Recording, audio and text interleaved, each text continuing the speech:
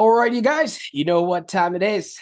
Welcome to yet another exciting episode of the Online Prosperity Show. And this is the number one place where we unpack the real strategies behind turning your expertise into income, impact, and influence.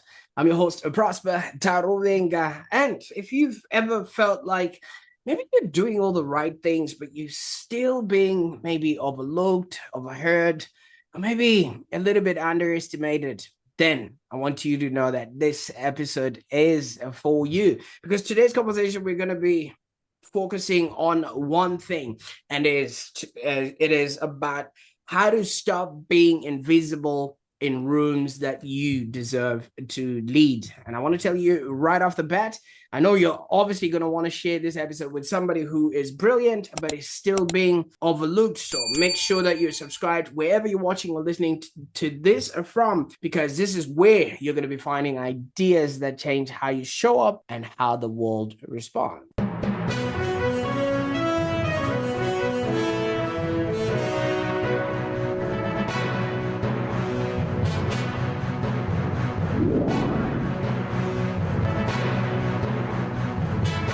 Now, I'm really, really excited today because I'm joined by Jeff Brandeis, who is the founder of Engaging Webinars, Communication Strategist, and someone who's lived two careers in one lifetime. Now, Jeff, welcome to the show. Thanks for having me, Prosper. I appreciate it. Absolutely. I'm still learning how to say your last name. It's Brand and dice all together, right? So I can't wait to see what sort of dice we're going to be throwing with the information that you brought to us today, because you've gone from 25 years in corporate sales leadership and now you're helping people turn their voice into opportunity, right? That is correct. Yeah, absolutely. And for everybody that's watching, I want you to maybe find out if you've maybe ever sat through a presentation where you thought, maybe this person is brilliant, but I have no idea what they're trying to say. Okay, if that has been you, drop me in the comments if that has actually happened to you, because we want to hear all those stories about people that Jeff can actually help, and also find out what it is that is missing in their communication. Now, Jeff, I could go on and talk about things I'm not even qualified to talk about.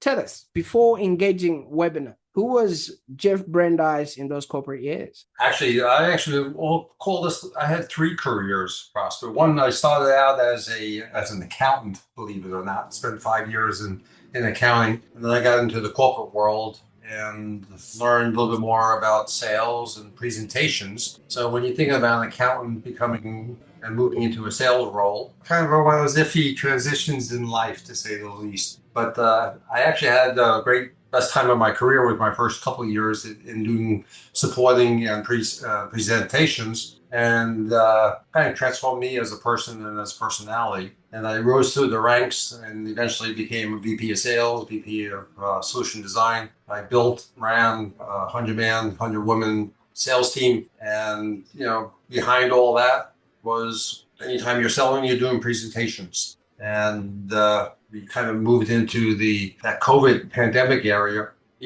and life changed for all of us. The presentations changed significantly. And no longer were we face-to-face, but now we were Zoom presentations. And that kind of got me into this third career of helping presenters elevate their presentations, and not to do Zoom webinars or presentations or even live presentations the same way you were doing them back in 2022, 2021, when the pandemic hit. Life changed. So many presenters are now just doing it virtually, and they're still doing it the same way that they did back in the pandemic. Absolutely. And you are absolutely right. I appreciate you for taking us through this sort of journey and path that you took. So from accountant to sales, was that a calculated move? I mean, I just had to put that pun in there for a bit. Very good. I'll have to remember that one. So I actually, because I was in accounting, and we were using a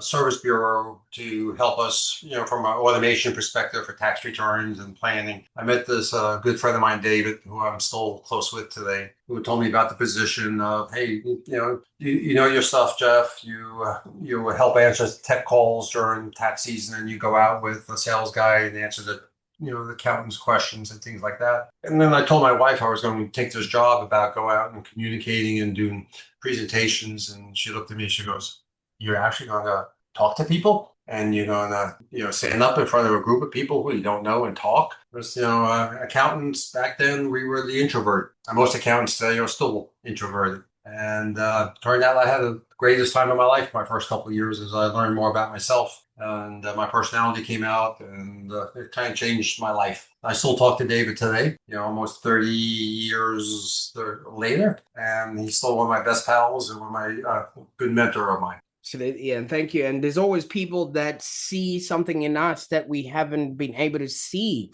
And, kudos to David for having seen that for you and things of that nature. And now you're doing the same for other experts who can't see that in themselves, and you're helping them be, do, and have, Yeah. When we're doing presentations, actually, let me back up. So one of my favorite questions I always like to ask people, especially when I'm in a group of people who I don't know or even on a webinar, I like to ask, how many of you are in sales? And, all of a sudden people start looking at each other, and then maybe 40%, 50% of the people actually raise their hands. And I go, "Thank you for raising your hands. Appreciate that. Let me give everyone a little surprise here. You're all in sales.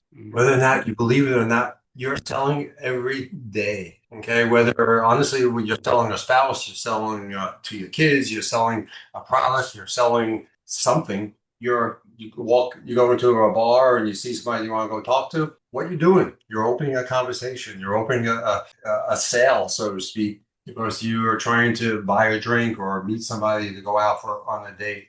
So everyone's in sales, and you're always doing presentations, whether or not you think about it or not. Facebook Live is a presentation. Webinar is obviously a presentation. And with all due respect, a conversation is a sales. It is a presentation. We're always presenting. I think that rings true to my 6-year-old little girl. She's trying to sell me on something that for some weird reason I fall for. And now that you've put language to that, I think everybody is constantly selling. Now, I'm still hung up on the 25 years in accounting. And as a marketer, what they tell us when we are 25 years, or sorry, 25 years. As a marketer, what they tell us, when you're starting off from whatever marketing school you're coming from, they say never get tired of any of your ads, not even when your community is tired of them, not even when your spouse is tired of them, only until your accountant is tired of those ads. Now, I've never thought of an accountant in any different way of being tired of their own job. Now, was that something that occurred to you, or did you just feel like a change was now imminent? When I made the career switch, I felt honestly, I had nothing to lose, because if I didn't like what I was going to be doing, I could always go back into accounting. So that was my fallback position. It's not always a good mindset to enter a new career that way, but I learned quickly. I had more job offers when I was doing what I was doing, and if I wanted to go back to public accounting. But I look back upon that transition, and I look back on accounting, and anyone I would recommend that does business or learning, you got to understand your numbers no matter what you do in life, whether it's personal or business. But for me, I took as an accountant, and there's a process behind accounting. And so I'm an analytical person. I'm a process person, but I was able to relate that into sales. Because sales, if you follow a process, it will lead you to your ultimate goal, whichever that might be, whether it's a sale, whether it's a book appointment, whether it's whatever that product that you're trying to close people on or get people to move or take action. It's a process at the end of the day. And like accounting, as I learned in sales, if you skip a step over your process, you lose the sale. Most of the sales I look back on in my career that I lost, especially earlier on before you get a little wiser, get a little smarter, is because you're further ahead of your prospect or your client or the person that you're talking to than where they are. So you think the next call is, "Hey, I'm going to sign that contract." Meanwhile, they're still on trying to understand what you do, how you do it, and understand what your terms are. So sometimes it's more of your own mindset because you've skipped some steps in the process that you haven't, that you should be taking. And that kind of got me into what I'm doing today. Absolutely. I like the process driven sales approach that you've got, because some people just think just because somebody has given them airtime, that automatically means they like what it is that they're putting in front of them. Now, since you keep talking about processes, whoever's watching right now is now maybe eager to find out if you've got some sort of a method that you utilize in your sales process that they can maybe learn from you right about now. About a year or so ago, we implemented and I founded what we call the Engage framework. So it's a six step process to really making sure that you're doing everything you need to do during a presentation. And it's so important that you honestly you don't skip them. So let me dive into what each of the letters are stand for. So the E in Engage. And this should be in every presentation. You should start off with is E, which is establishing the pain. So where is the person today? Why are they talking to you? What was the reason behind them accepting your call or coming to your presentation? Something is not good in their business. So diagnose it. Okay. What's causing that pain? It's like going to the doctor. You go to the doctor goes, why are you here today? Oh, I'm in pain. Doctor goes, okay, where? Help me understand. And that's what you have to do. You have to understand the pain of your potential customer or your client that they're not happy. And then N, the next letter is name the step that you want to get them to. So what does it mean by doing business with you? You're going to take them from pain to another state where they're not going to have the pain. They're going to have more production. They're going to get more revenue. They're going to have a better night's sleep, whatever you're selling right at that point in time. So you want to kind of paint that roadmap of where they are today and where they're going to go in the future by working. Then G is kind of what my favorite letter in this whole process, because it's give them a show, give them some energy, give them some stories, tell them what the interaction is. And we've also created an app that was built where when you are virtual, it creates a more visual effect for the attendees to see. So for example, if there was a question in chat, I can actually click it and bring it right up on the screen. I can put my poll questions right up on my screen if I'm doing a webinar, and they answer the questions and it tabulates right on screen. So you put them, give a show, get them excited. And don't become one of those, welcome to my webinar, I'm Jeff. Today we're going to talk about how to be more productive. And you do your death by PowerPoint and you go on for 20 minutes, right? And, the cameras go off, the people are picking up their phones. It's so easy to do this. And they might be still attached to your Zoom, but they're gone mentally and physically. You lost them because you haven't given them a show. You haven't gotten any energy whatsoever behind you. The next letter A is the authority. What makes you the expert of why they should do business with you? What have you done? Provide them some past experiences. You want to talk about the trust, build that trust during that authority perspective. Talk about your past, what you've done, some of your success stories, things like that. The next G is probably the toughest challenge that most entrepreneurs or business owners have. Getting people to your event, getting people to your webinar, getting new prospects to show interest. And one of the reasons why people have that challenge is because they're not doing automation. They don't have a customer relation management program.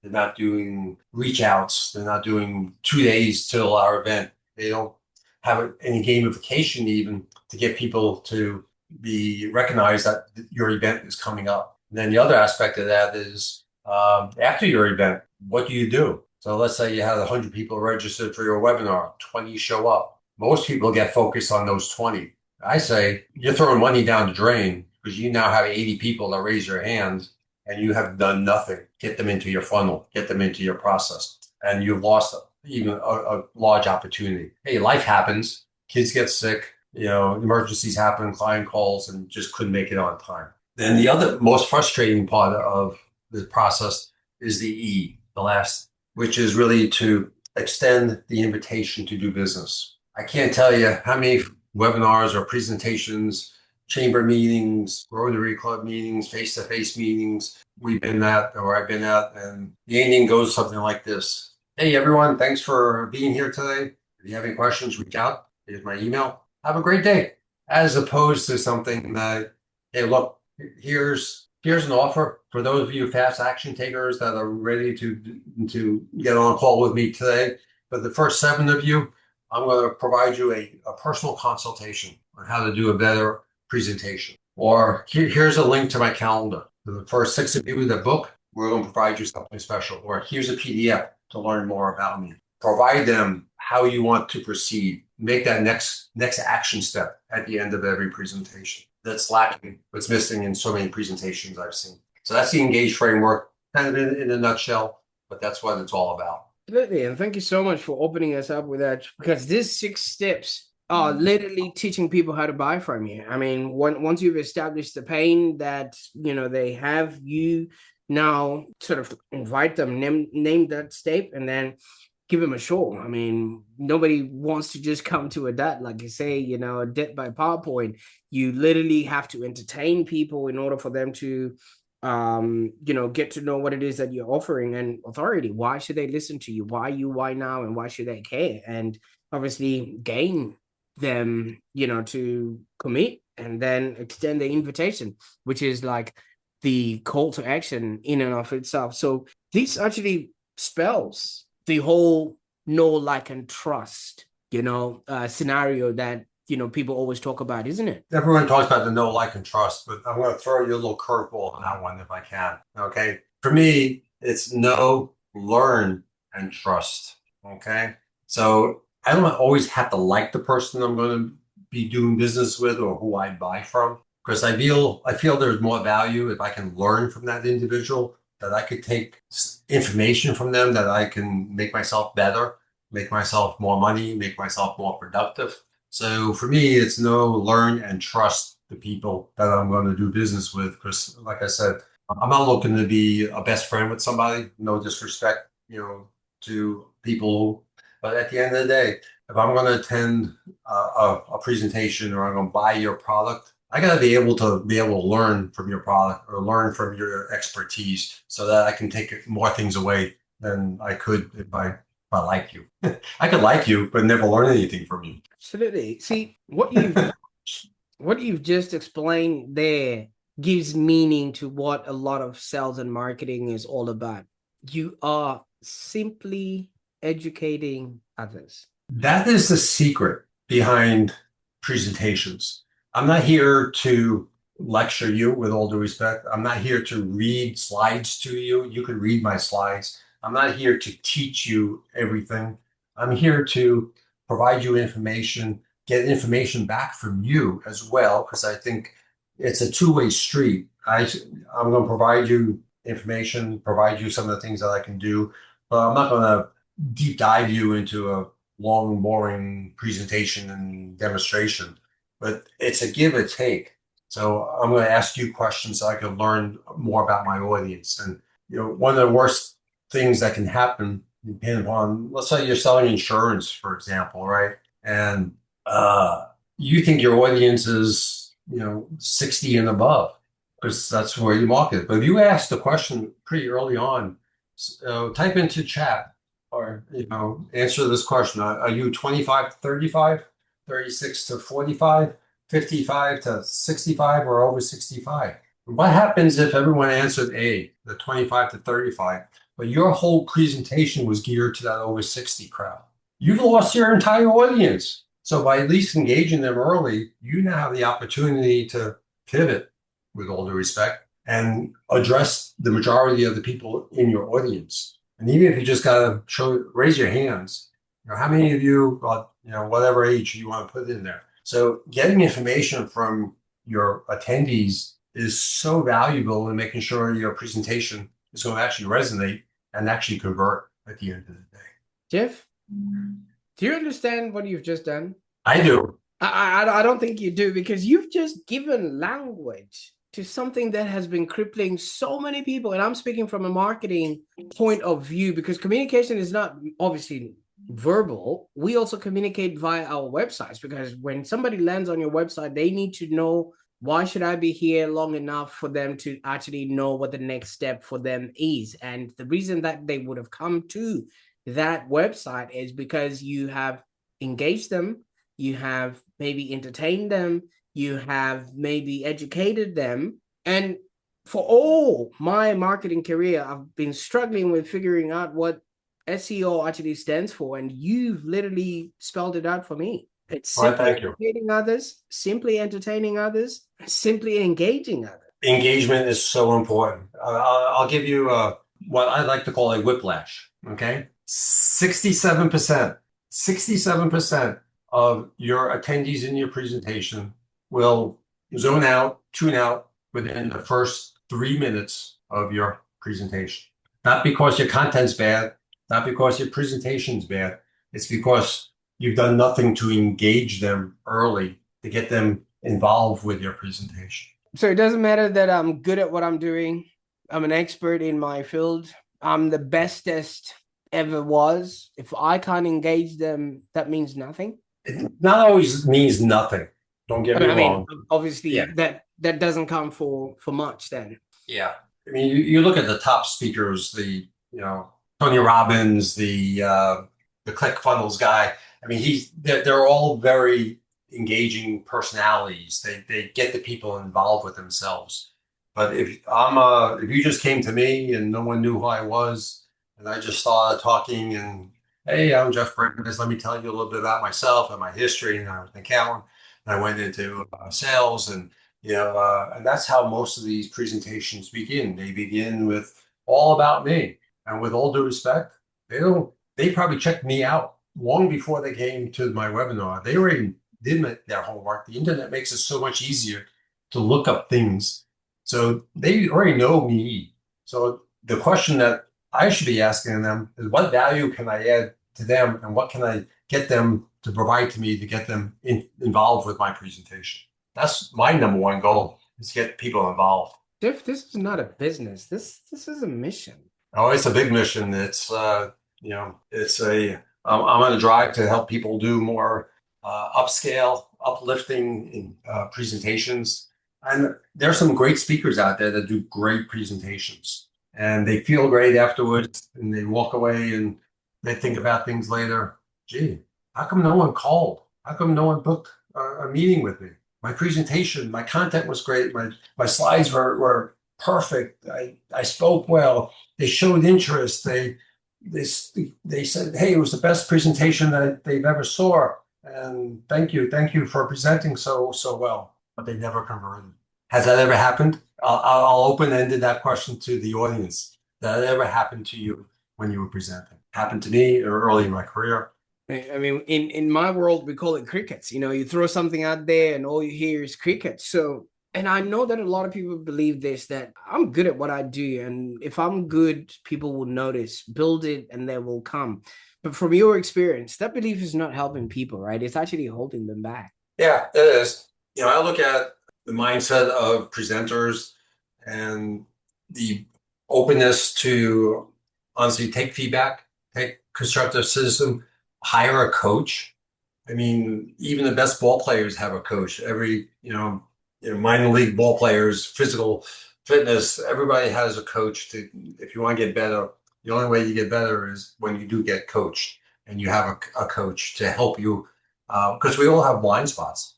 Okay. I have my blind spots. Just ask my wife.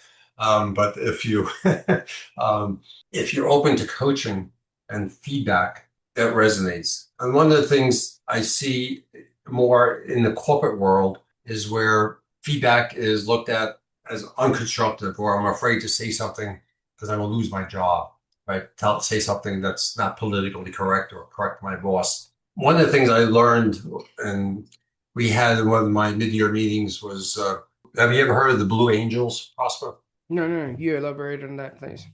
So the Blue Angels they fly jets at like 500 miles per hour. They do aerobics, they do spins, and they entertain All right. people on the crowd, on the land. Okay. So we had three of the Blue Angels captains come into one of our mid-year meetings, and there was a sales mid-year meeting. The one thing I still talk about is what they talk about after a mission. They come down after flying 400 miles per hour, doing all these aerobics and tumble salts on a jet plane. I mean, a single, a plane. And he said after every mission, after every flight, we come back and we do a debrief. And what they call these are nameless, rankless communication. Forget I'm the captain. Forget I'm a lieutenant. Forget I'm your boss. I mean, when you're doing it 400 miles per hour, one mistake, it's life or death.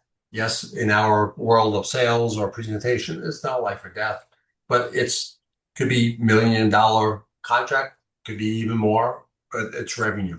So nameless, rankless communication is so important in any world that you're working in to be able to have that type of communication with your team. And especially if you're a leader, and that type of leadership and that type of communication will send a signal to your team. It's about building morale, about being uh, open-minded, being open to your feedback and ideas from your teams. So it's not just I'm just doing a sales presentation. Think about the engaged framework. It's relevant from a CEO talking to your team, build and explain what's transpiring. Open, nameless communication. If anything that the people would take away from our conversation today, that's one of to me, write that down. Because I think it's something that you people and everyone should be able to live with, especially if you're in the corporate world. Absolutely. I quite like that. And while you were talking about the Blue Angels, I mean, they do stuff like that on Red Bull, right? And, like all those acrobatic sort of things like, yeah, so that makes sense.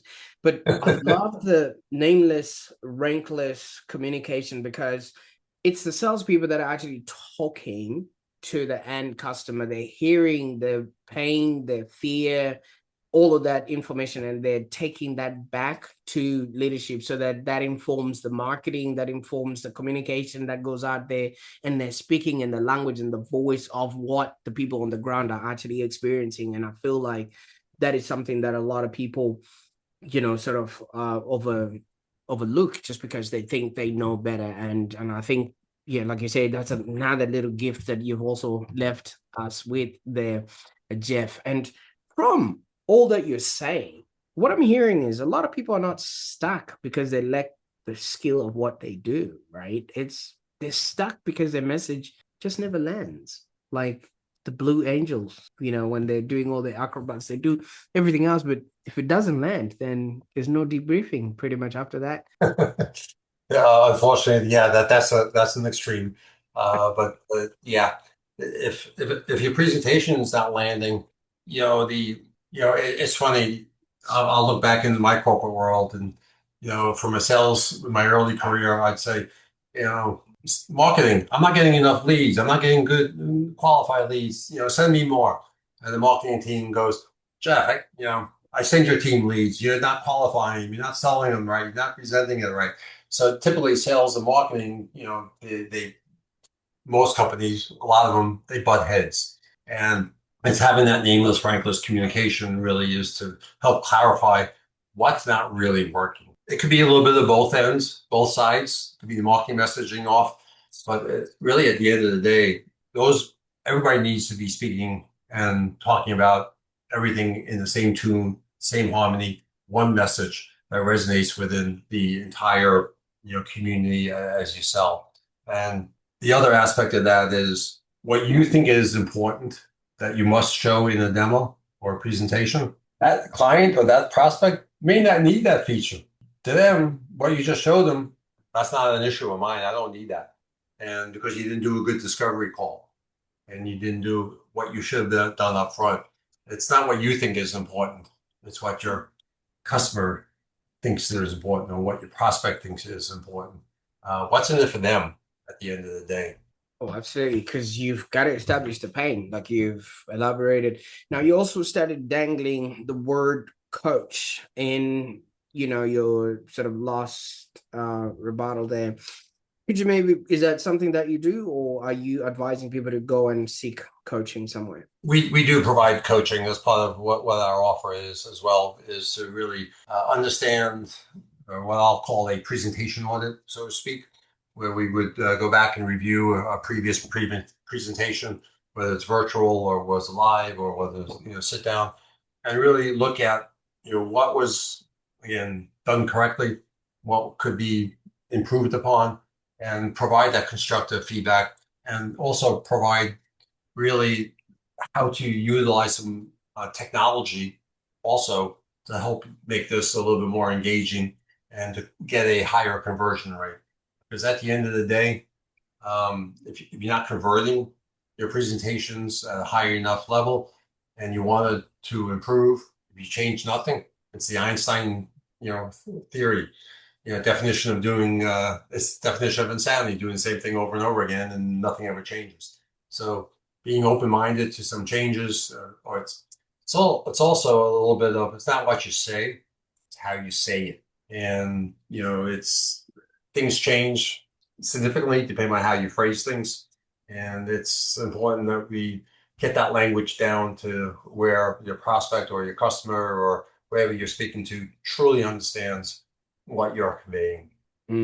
See, Jeff, somebody might be watching this or listening to this and already sizing themselves up and thinking, wait a minute, I don't have 25 years in corporate. I don't have 25 years as an accountant. I've never sort of had that experience in sales. And there's talk about, flying jets at 400 miles per hour. I don't think I'm even cut out for this. And one of the G's is, one of the G's on your engage framework is give a show, and maybe they don't feel like they're capable of doing this. Does this actually work on humans? So maybe you can give us an example of someone who went from being overlooked to suddenly being in demand just by changing how they communicate. We've worked with several people from solo entrepreneurs to companies that we worked with a fitness coach actually, and believe it or not, he worked out with kettlebells, okay, and he wanted to grow in an audience. He never did a presentation, over the web. So we created a presentation for him, and we had, I even said to him up front, as we're really in a niche environment. So I'm not sure how many people are going to actually register here. So we got 20 to 30 people register to learn how to kettlebell can work into your life. I'd be happy. We actually got 105 people registered. And it blew my mind, it blew his mind. And it was his first time actually even doing a virtual presentation.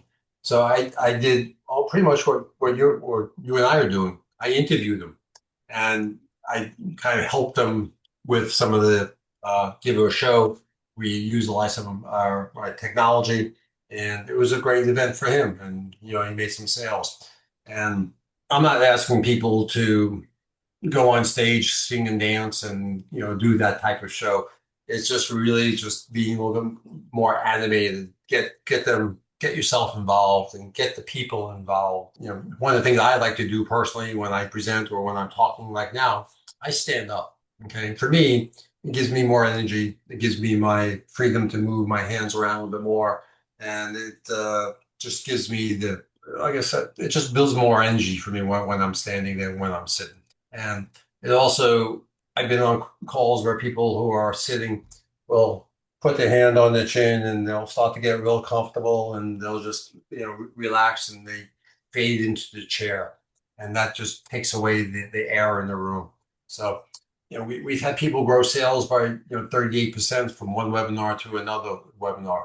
And it's all about, and it's been proven, an engaged audience will convert at a higher rate. No ifs, ands, or buts about it. Absolutely. And I love this example of, kettlebells. It really signifies a lot of us are also lifting heavy things within our business, and we need to be telling people all about it and things of that nature. So if somebody's impressed maybe by the way that you are driving this jet at 400 miles per hour and wants to get to know a little bit more about how they can work with you, where can they go to on the internet, Jeff, so that they can maybe get started on this particular journey with you? So thank you for asking that. So the easiest way, they can just book a 30-minute call, complimentary call with me. Go to speakwithjeff.com. Okay. And that's the other thing I usually recommend to people. No Calendly link, nothing's dropping in there. Easy to remember. Speakwithjeff.com pulls up my calendar. If you want to learn more about engaging webinars, go to engagingwebinars.com and you can learn more about the process, learn more about the engage process, and see some examples of some of the automation that we've created as well. So those, and of course, you can check out my LinkedIn profile at LinkedIn at Jeff Brandeis. Absolutely. Great stuff. I will definitely put all those links in the show notes so that somebody who's watching this can actually have that information handy. Awesome. And obviously, there's a lot of people that just feel invisible. Yes, you have given us a few pointers. The Engage framework is super, super easy to follow through. And I think people should definitely incorporate that in their work and everywhere else they're going to be doing. But is there anything that you could suggest that somebody who's watching this and they feel invisible in their career or business, should just do to change, starting from right now, starting from today, so they have that quick win, and it's something that they can then start feeling, you know what, this is actually something I should do. One of the first things I always like to talk to or suggest to someone, yes, you can reach out to me, but if you want someone else to provide you some feedback, call a client, call a prospect, call someone who you know, like, and trust, somebody that will provide you some feedback on of how you're saying things and what they perceive that what your messaging is all about. So whether it's a spouse, whether it's a best friend, whether it's a mentor of some sort, just ask for some feedback, and it could be a start of something new for you. And then again, if you want to move it up or want some professional feedback, I'm more than happy to jump on a call with you. Absolutely. So if you're watching or listening to this and thinking, you know what, I'm good at what I'm doing, but I'm not getting enough of the opportunities that I should be, or somebody in this far in business should be, then I think that's exactly where Jeff comes in through his presentation audit and everything else on his website, the Engage framework. I think he will help you identify those gaps between what you say and what people actually want to hear. So you can actually start commanding that attention and build trust faster, and also turn those conversations into opportunities. I'll make sure that all those links are in the show notes so that people can actually get started on that. Awesome. Now, Jeff, I mean, obviously your life story and your experience have so much value for a lot of people that are, looking to really get that know, learn, and trust in their business and really excel their world. But you brought us into your world now, and you sort of introduced us to three ads. The one was the accounting, the second was the sales. Now you're doing the communications thing that you've just shown us, and you hinted on jets flying at tremendous speeds. But what's next? What are you working on now that we can celebrate with you next, or continue to follow you on your journey as you progress in this field? We're constantly trying to implement some new technologies. Obviously AI is around all of us at the moment. I don't want AI to create your presentation totally. AI is not going to replace you. At the end of the day, you need to be able to still be yourself. Of course, at the end of the day, that's where people are going to do business is with you. But how we implement AI into our presentations and into our questions or even into our webinars are ways to help make this our platform and our presentations, to be more effective and more engaging is something that's, it's going to be here. So it's just a question of implementing it and being early on with that type of adaptability and technology. Absolutely. Jeff, thank you so much for the time and the effort and the tidbits that you've shared with us today. I mean, this is really, really remarkable, and I can't wait to see what people are going to do with this information. Well, I'm excited to help continue to spread the word. This will increase your revenue at the end of the day, which is why we're all in business. So I thank you for having me on the show. Truly appreciate it. Thank you, Prosper. Absolutely. And for those that are watching, if today's conversation showed you anything, I think it is this. Half of the time, the problem that you have is not your talent. It's just how your talent is being communicated. And the more you keep that under wraps, the more people are not going to know, learn, and trust you. And I think that's fixable. I came into this show thinking people just need to know, like, and trust you, but I've learned and walked out knowing they need to learn a thing or two about what it is that you're doing. So if this episode made you think, or maybe of somebody, a colleague, a friend, or business owner who's incredible, but obviously being overlooked, I want you to do something right now. Share this episode with them so that they too can actually learn a thing or two about what it is that missing link that is stopping them from living the life of their dreams. And obviously, I know this one shift in how they communicate could actually change anything. And if somebody has shared this video with you, give them a hug, because it's people like that that are on the lookout for things that you have not been, seeing for yourself. And just make sure you're subscribed to the Online Prosperity Show, because you don't want to miss out now on any other information that we have coming up. So also, I learned something from Jeff today. If you don't extend an invitation, people will just scroll past and go elsewhere. So if you're ready to stop being the best kept secret in your industry and maybe get your communications revamped, I want you to reach out to Jeff so you can fix the gap between what you know and what the world hears. And because opportunities don't just come from being the best, they come from being understood. Check all those links that are in the show notes below, and I can't wait to see what you're going to do with this information today. In the meantime, enjoy the rest of your day. Bye for now.